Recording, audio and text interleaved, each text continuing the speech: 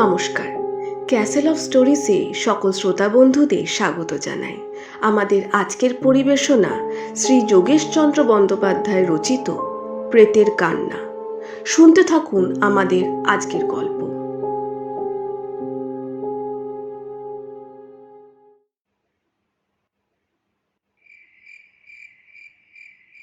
সন্ধ্যা পেরিয়ে গেছে অনেকক্ষণ। পৃথিবীর বুকে নেমে এসেছে জমজমাট অন্ধকার। দেবকুমার বুঝতে পারল সে পথ হারিয়ে ফেলেছে। বন্ধু রজতের বাড়ি খুঁজে বার করা একেবারেই অসাধ্য। কত চেষ্টাই তো করল সে, কিন্তু রজতের বাড়িতে ফিরে যাওয়ার পথ সে খুঁজে বার করতে পারল না। মনে মনে জেগে ওঠে তার শত অনুতাপ। রজত তাকে বারণ করেছিল, সে বলেছিল বারবারই, শোনো দেবকুমার, এসব পাহাড়ে জায়গা একেবারেই ভালো না। এখানে সেখানে কত বিপদ ওত পেতে বসে আছে। কাজেই বিকেল 5টা না বাজতেই ফিরে এসো। সে তখন হেসেছিল বিদ্রূপের হাসি। একটা শক্ত সামর্থ্য জোয়ান ছেলে সে। পাহাড়ে পথ বলে কি তার বিপদ হবে? সে কি 5 বছরের কোনো কচি ছেলে যে তাকে সহজেই কেউ বিপদে ফেলতে পারে? তখন এমনি কত কথাই তার মনে হয়েছিল, কিন্তু এখন যে সে বাচ্চা ছেলের মতোই পথ হারিয়ে ফেলল। এখন কোথায় যাবে সে? কেই বা তাকে আশ্রয় দেবে?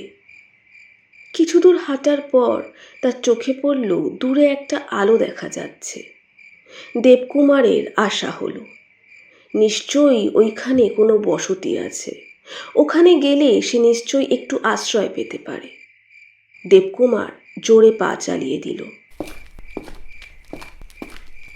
মিনিট 10 পরেই দেখা গেল এক প্রকাণ্ড বাড়ি তার সম্মুখে দাঁড়িয়ে। বাড়িটি জীর্ণ পুরাতন হলেও বুঝতে কষ্ট হয় না যে এককালে এর পেছনে ছিল বিরাট ধনির কোনো ইতিহাস। বিরাট সিংহ দরজা, লৌহ ফটক, তারই মাথায় মিটমিট করে একটা আলো জ্বলছে।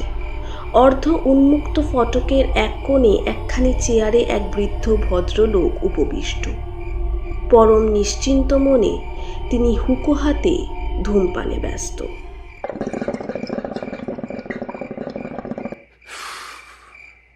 দেবকুমারের পায়ের শব্দে চমকিত হয়ে তিনি তার আধখোলা চোখ দুটি ভালো করে খুললেন ও একটু সোজা হয়ে বসলেন। দেখুন, আমি বড় বিপন্ন, পথ হারিয়ে ফেলেছি। আজ রাতের মতো আপনার এখানে একটু আশ্রয় প্রার্থনা করি। দেবকুমারের কথায় অসহায় মিনতি ঝরে পড়ে। ভদ্রলোক একবার দেবকুমারকে আপাতমস্তক ভালো করে দেখে নিলেন। তারপর কোনো কথা না বলে পাশের একটি ছোট বোতামে চাপ দিলেন। সঙ্গে সঙ্গে বাড়ির ভেতরে কোথাও ঝনঝন করে ঘণ্টা বেজে উঠল। সঙ্গে সঙ্গে মধ্যবয়সী এক পরিচারিকা সেখানে উপস্থিত হলো। ভদ্রলোক ঠিক তেমনইভাবে তামাক খেতে খেতেই নীরবে দেবকুমারকে দেখিয়ে তাকে ভিতরে নিয়ে যেতে ইঙ্গিত করলেন। দেবকুমার পরম কৃতজ্ঞভাবে তাকে ধন্যবাদ জানিয়ে পরিচারিকার পেছন পেছন ওপরে যাওয়ার সিঁড়িপথে অন্তর্হিত হয়ে গেল।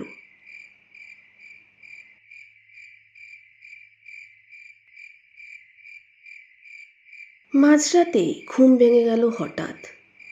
দেবকুমার বুঝতে পারে না তার ঘুম ভাঙল কেন। নিশুতি অন্ধকার রাত, কিন্তু কেমন একটা থমথমে ভাব।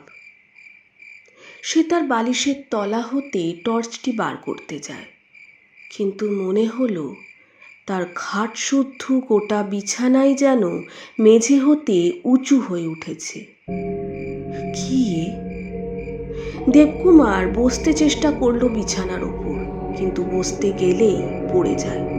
আবার সে লুটিয়ে পড়ে বিছানার ওপরে, কারণ সমস্ত খাটখানি তখন প্রায় 3 হাত উঁচুতে শূন্যে উঠে গেছে। দেবকুমার ভীত সন্ত্রস্তভাবে শেষ পরিণতি লক্ষ্য করতে লাগল। সহসা ধপ করে খাটখানি পড়ে গেল। প্রচণ্ড শব্দে দোতলার মেঝে থরথর করে কেঁপে উঠল। মনে হলো কোনো মত্ত হস্তি বুঝি তার মাথা দিয়ে খাটখানি ঠেলে ফেলে দিল। পরক্ষণে একটা কনকনে ঠান্ডা হাওয়া, মুহূর্তে শীতে কেঁপে ওঠে দেবকুমার। হঠাৎ কার একটা মর্মভেদী নিঃশ্বাস তার মুখে এসে লাগলো। কিন্তু এত ঠান্ডা নিঃশ্বাস কি কখনো কারো এত ঠান্ডা হয়? এ যেন বরফের ছুরি। দেবকুমার না জানি কেন কোন এক অজানা ভয়ে কখন তার চোখ অনেকখানি বন্ধ করে ফেলেছিল, কিন্তু আসলে সে তো ভীরু নয়, সাহসী বলে তার রীতিমতো সুনামই ছিল। কাজেই তার সমস্ত জড়তা ও ভয় সে এইবার দূরে ঠেলে ফেলে দেয়। পূর্ণ বিস্ফারিত চোখে তাকায় সে, কিন্তু চাইতেই কি খোলা জানালায় একখানা বিভৎস মুখ। সে মুখে এক তিলও মাংস নেই, সাদা ধপধপে হাড়ের মুখ। নাক চোখের জায়গায় 3-3টে গর্ত, দুঠোঁটের জায়গায় 2 সারি দাঁত বেরিয়ে আছে। এক মুহূর্তের জন্য দেবকুমারের মাথাটা ঘুরে গেল, তার চোখ দুটি আপনা হতেই বন্ধ হয়ে গেল। হঠাৎ একটা বিশ্রী হাসির শব্দে চমকে উঠে দেবকুমার।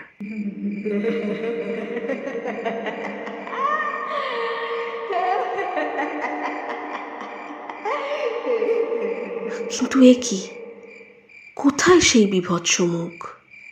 এত বড় বিস্ময়কর ঘটনাকেও ছাপিয়ে আর একটা বিভীষিকা ফুটে উঠল তার চোখের সামনে। সে দেখে 2টি করুণ চোখ। সুন্দরীর চোখই তাকে বলা যায়, একান্ত মিনতি মাখা। দেবকুমারের মুখের ওপর ঝুঁকে পড়ে তাকিয়ে আছে। দেবকুমারের বুকের রক্ত মুহূর্তে স্তব্ধ হয়ে যায়। কে যেন একরাশ বরফের ছোপ তার দেহ মনে বুলিয়ে দিয়ে গেল। চোখ তার বন্ধ করে দেবকুমার, ভয় বা বিস্ময়। পরক্ষণেই আবার সে চোখ মেলে তাকায়, কিন্তু তখনও সেই চোখ ঠিক তেমনই ভাবে তারই মুখের ওপর ঝুঁকে আছে। তার এক ঝলক ঠান্ডা নিঃশ্বাস দেবকুমারের কপালে এসে বুঝি কাঁপুনি জাগিয়ে দিয়ে গেল। সহসা একটা প্রচণ্ড শব্দ, সজোরে দরজাটা কে খুলে ফেলল।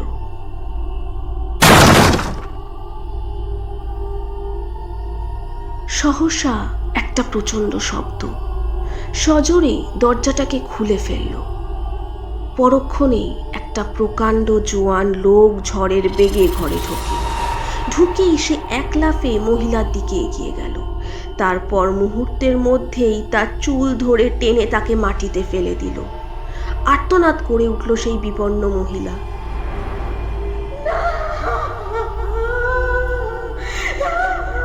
কিন্তু পরক্ষণেই সেই জোয়ান লোকটার হাতে চকচক করে ওঠে একখানি শানিত ছুরি, আর সহসা স্তব্ধ হয়ে গেল মহিলার কণ্ঠস্বর। দেবকুমারের চোখের সম্মুখে রক্তের নদী বয়ে যায়।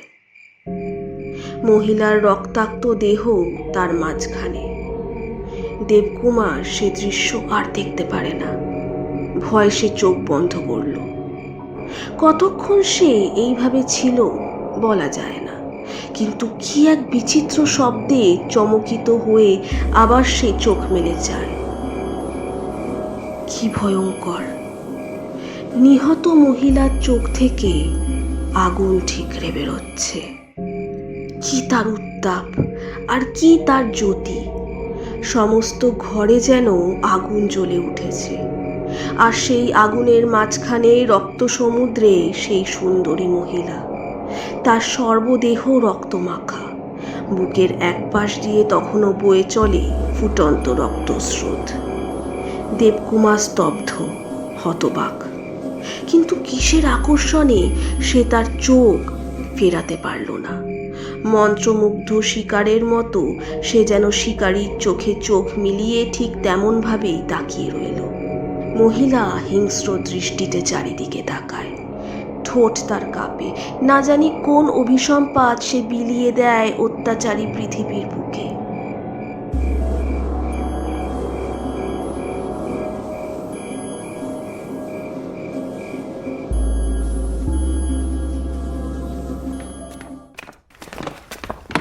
সহসা দূরে কেন অসংখ্য পদশব্দ, দূর হতে কাছে, ক্রমশই আরো কাছে। কি জানে কত লোকজনে পদশব্দ নৈশ স্তব্ধতা ভারী করে তোলে। দেবকুমার বুঝতে পারে একজন দুজন নয়, অসংখ্য লোক।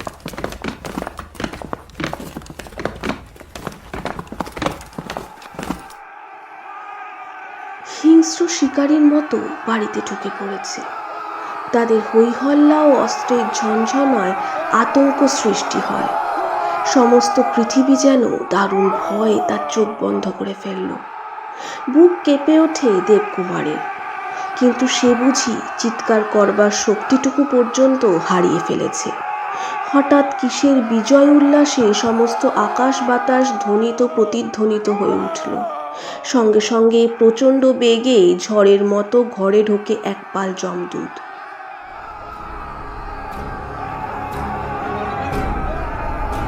সকলেই সশস্ত্র, ভয়ঙ্কর, কিন্তু তাদের পুরোভাগে সেই মহিলার হত্যাকারী নৃশংস ব্যক্তি। হিড়হিড় করে টেনে তাকে ঘরে নিয়ে এলো যমদূতের দল। তারপর তার দেহে সর্বত্র এলোপাথারি চলে অসংখ্য অস্ত্রাঘাত। ছোড়া, তলোয়ার, সরকি, বল্লম তাকে প্রায় ভূমিতলে গেঁথে ফেলে। মহিলার ফুটন্ত রক্তের সঙ্গে তার সদ্য নিঃসৃত রক্ত মিশে একাকার হয়ে গেল।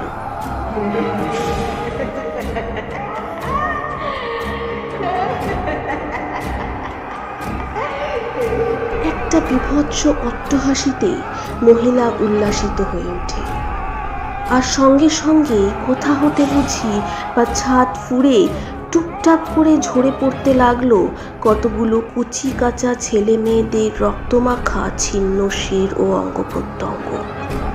আর্তনাদ ও উল্লাসের চিৎকারে কান ঝালাপালা হয়ে যায়।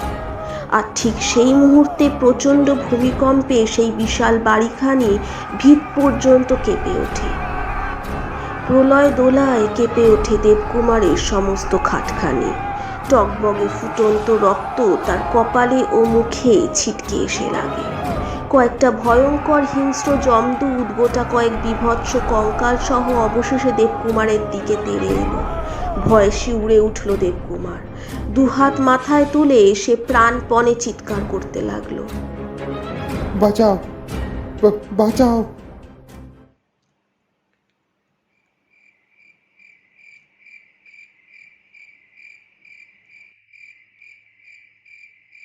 জ্ঞান যখন হলো তখন সে দেখে তার বন্ধু রজত ও একজন ডাক্তার তার পাশে বসে। ভাবতে চেষ্টা করে সে কোথায় সে আছে আর কেমন করে এলো। চোখ চাইতে পারে না সে। অবশেষে ধীরে ধীরে মনে আসে তার সব কিছু, কিন্তু বুঝতে পারে না নিশীথের সেই ভয়ঙ্কর প্রাসাদে ওরা দুজনেই বা এলো কখন আর কেমন করে। সে প্রশ্ন করে উঠল, রজত, তুমি তুমি কেমন করে এলে? হ্যাঁ ভাই, এই প্রশ্ন তোমার মনে জেগে ওঠা খুবই স্বাভাবিক। সংক্ষেপে বলছি শোনো। অনেক রাতে তুমি যখন ফিরলে না, তখন আমার এই ডাক্তার বন্ধুটিকে নিয়ে তোমায় খুঁজতে বেরোই। এ বাড়িটা আমার বাড়ি হতে প্রায় 3 মাইল দূরে। এর কাছাকাছি আসতেই তোমার একটা আর্তনাদ আমার কানে আসে। আমরা তখনই টর্চ হাতে করে বাড়ির মধ্যে ঢুকে পড়ি। এসে যা দেখলুম তাতে আর আশা হয়নি যে তোমাকে জীবন্ত ফিরে পাবো। দেখি তুমি এই খাটের ওপর পড়ে আছো, কিন্তু মাথা তোমার মাটিতে ঝুলছে আর তোমার নাক মুখ দিয়ে রক্ত ঝরছে। কিন্তু কিন্তু ওরা সব গেল কোথায়? সেই নিহত মহিলা, বাচ্চা ছেলে মেয়েদের কাটা মাথাগুলো, সেই রক্ত নদী, রক্তস্রোত। এবার ডাক্তার বন্ধু বাধা দিয়ে বললেন, থামুন, ও কথা আর ভাববেন না দেবকুমার বাবু। এ বাড়িটা ভূতের বাড়ি। যা কিছু আপনি দেখেছেন সবই ভৌতিক ব্যাপার, আসলে কিছুই সত্য নয়। কিন্তু মিছিমিছি এমন একটা মিছিমিছি কিছুই নয় দেবকুমার। অনেকদিন আগে এক ধনী জমিদার এ বাড়িতে বাস করত। সে খুবই নিষ্ঠুর ছিল, এমনকি সে তার স্ত্রীর ওপরেও অনেক অত্যাচার করত। শোনা যায় এক রাতে সে তার স্ত্রীকে হত্যা করে। সে খবর জানাজানি হলে তার স্ত্রীর আত্মীয় স্বজন যার তারা একদল ভাড়াটে গুন্ডা লেলিয়ে এ বাড়ির সবাইকে কচুকাটা করে গেছে। সেই থেকে এ বাড়ি পোড়ো বাড়ি বলেই বিখ্যাত। কেউ এখানে থাকে না। মাঝে মাঝে দু একটা অপরিচিত ব্যক্তির মৃতদেহ এখানে আবিষ্কার হয়। সম্ভবত তোমারই মতো দৈবাত যারা এখানে রাতের অতিথি হয়, ভোরবেলা তাদেরই সব হয়তো পাওয়া গেছে। তোমার ভাগ্য ভালো যে আমরা সময় মতো এসে পড়েছি। দেবকুমার নীরবে ভাবতে থাকে। বিস্ময় ও ভয়ে তার মুখ থেকে কোনো কথা বেরোয় না। কিন্তু সেদিন সে তাদের সঙ্গে রজতের বাড়ি ফিরে গেলেও কয়েকদিন পরে একদল মিস্ত্রি নিয়ে আবার সে ফিরে এসেছিল সেইখানে। তারপর সে রজতকে বলল, ভাই, খাটের তলাটা ওদের খুঁড়তে বলো। আমার খাটখানি সেদিন বড্ড তুলে উঠেছিল, উঁচু হয়ে উঠেছিল অনেকটা। তার কারণ কি বলতে পারো? তা কেমন করে বলবো ভাই? তুমি যখন বলছো খুঁড়তে, তা বেশ খুঁড়েই দেখা যাক।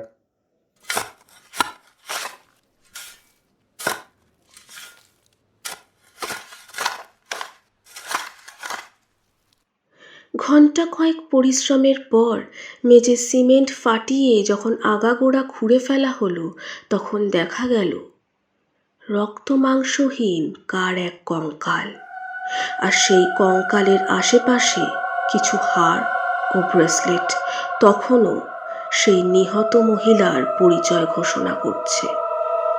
সমবেত সকলেই স্তব্ধ হয়ে রইল কিছুক্ষণ। তারপর রজত বললে, রহস্য তাহলে পরিষ্কার হয়ে গেল দেবকুমার। সম্ভবত প্রত্যেক গভীর রাতে মহিলার অতৃপ্ত আত্মা তার গোপন আবাস হতে বেরিয়ে আসে, আর তারপর যা হয়ে থাকে সে সম্ভবত বাস্তবে পুনরাভিনয়। জীবনে একদিন যা হয়েছিল এ বাড়ির ভৌতিক অধিবাসীরা আজও তা রিহার্সাল করে। যাই হোক, দিন তো প্রায় শেষ হয়ে এলো। আর 2-1 ঘন্টা এখানে থাকতে পারলে এ বাড়ির আরও কিছু গোপন রহস্য হয়তো উদ্ধার করা যেত। কিন্তু সে কি আর সঙ্গত হবে ভাই? ও কি? চিৎকার করে ওঠেন ডাক্তারবাবু।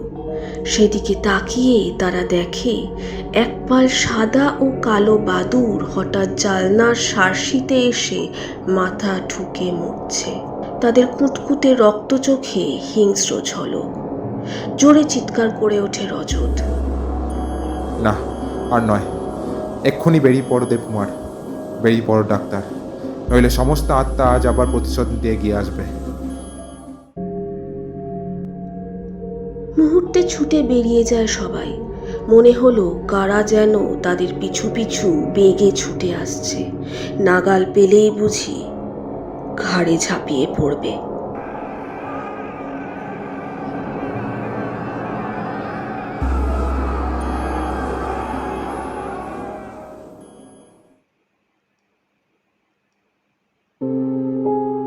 শুনছিলেন শ্রী যোগেশচন্দ্র বন্দ্যোপাধ্যায় রচিত প্রেতের কান্না। আমাদের আজকের গল্পটি আপনাদের যদি ভালো লেগে থাকে তবে ভিডিওটি লাইক করুন, শেয়ার করুন এবং আমাদের চ্যানেল ক্যাসেল অফ স্টোরিজকে সাবস্ক্রাইব করুন। আমরা খুব শীঘ্রই আরও একটি নতুন গল্প নিয়ে ফিরব।